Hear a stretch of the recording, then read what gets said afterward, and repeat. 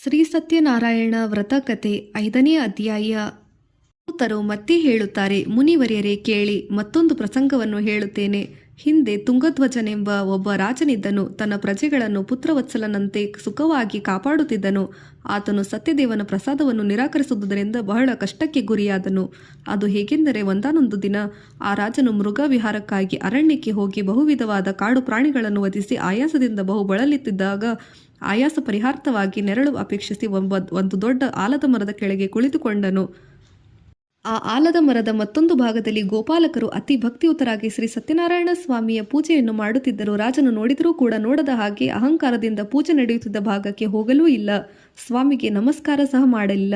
ಆ ಗೋಪಾಲಕರು ಪೂಜೆ ಮುಗಿಸಿಕೊಂಡು ಪ್ರಸಾದವನ್ನು ತಂದು ರಾಜನಿಗೆ ಕೊಡಲು ಅದನ್ನು ತಿರಸ್ಕರಿಸಿದನು. ಈ ದುಷ್ಕರ್ಮವನ್ನು ಫಲವಾಗಿ ರಾಜನಿಗೆ ಬಹಳ ಕಷ್ಟ ಒದಗಿ ಬಂತು. ರಾಜನು ಬೊಕ್ಕಸನಾಗಿ ಧನ ಧಾನ್ಯ ಸಂಪತ್ತು ನಶಿಸಿ ಹೋಯಿತು. ರಾಜನ ಮಕ್ಕಳು ನಾಶವಾದರು. ಆಗ ರಾಜನು ಪಶ್ಚಾತ್ತಾಪದಿಂದ, ನಾನು ಸತ್ಯನಾರಾಯಣ ಸ್ವಾಮಿಯನ್ನು ಉದಾಸೀನ ಮಾಡಲಾಗಿ ಆತನಿಂದ ಸಮಸ್ತವು ನಾಶವಾಯಿತು, ಇದರಲ್ಲಿ ಸಂದೇಹವಿಲ್ಲ. ಆದುದರಿಂದ ಇಲ್ಲಿ ಸತ್ಯನಾರಾಯಣ ಸ್ವಾಮಿಯ ಪೂಜೆ ನಡೆಯಿತು, ಅಲ್ಲಿಗೆ ಹೋಗುವೆನು. ಎಲ್ಲಿ ಸತ್ಯನಾರಾಯಣ ಸ್ವಾಮಿ ಪೂಜೆ ನಡೆಯಿತೋ ಅಲ್ಲಿಗೆ ಹೋಗುತ್ತೇನೆ ಎಂದು ಮನಸ್ಸಿನಲ್ಲಿ ನಿಶ್ಚಯಿಸಿ ಆ ದಿನವನ್ನು ಅವರಿಂದ ವ್ರತವಿಧಿಯನ್ನು ಕೇಳಿ ತಿಳಿದುಕೊಂಡು ಅವರೊಂದಿಗೆ ಕೂಡಿಕೊಂಡು ಆ ರಾಜನು ವಿದ್ಯುಕ್ತವಾಗಿ ಅಲ್ಲಿಯೇ ಶ್ರೀ ಸತ್ಯನಾರಾಯಣ ಸ್ವಾಮಿಯನ್ನು ಆರಾಧಿಸಿದನು. ಸತ್ಯದೇವನ ಅನುಗ್ರಹದಿಂದ ಪುನಃ ಧನ ಧಾನ್ಯಾದಿ ಪುತ್ರಾದಿ ಸಂಪತ್ತುಗಳು ಪಡೆದು ಇಹಲೋಕದಲ್ಲಿ ಸಮಸ್ತ ಸುಖವನ್ನು ಪಡೆದನು. ನಂತರ ಸತ್ಯನಾರಾಯಣ ಸಾನ್ನಿಧ್ಯವನ್ನು ಯಾವ ವ್ರತಾಚರಣೆಯಿಂದ ಮನುಷ್ಯನು ಸಮಸ್ತ ಪಾಪಗಳನ್ನು ಕಳೆದುಕೊಂಡು ಮುಕ್ತನಾಗಿ ಅದನ್ನು ನಿಮಗೆ ಹೇಳುತ್ತೇನೆ.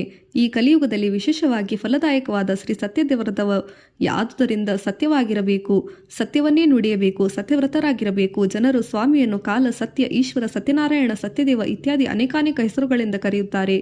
ಯಾವ ಹೆಸರಿಂದರೂ ಕರೆದರೂ ದೇವರು ಒಬ್ಬನೇ. ಆತನೇ ಸತ್ಯವು, ಸತ್ಯವೇ ನುಡಿ, ಸತ್ಯವೇ ಆತನು. ನಾನಾ ರೂಪಗಳನ್ನು ಧರಿಸಿ ಸಮಸ್ತರಿಗೆ ಕಲಿಯುಗದಲ್ಲಿ ಸತ್ಯವ್ರತ ರೂಪಿಯಾಗಿರುವ ಸತ್ಯರೂಪ ರೂಪಿಯಾಗಿದ್ದಾನೆ. ನಾವು ಸತ್ಯವ್ರತವನ್ನು ಕಾಪಾಡಿಕೊಂಡಿದ್ದರೆ ಆದರೆ ನಮಗೆ ಪರಲೋಕದಲ್ಲಿ ಸುಖಾನುಭೂತವಾಗುತ್ತದೆ.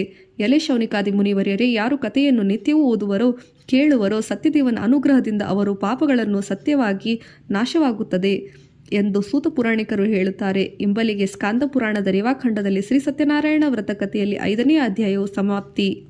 ಶ್ರೀಕೃಷ್ಣಾರ್ಪಣಮಸ್ತು.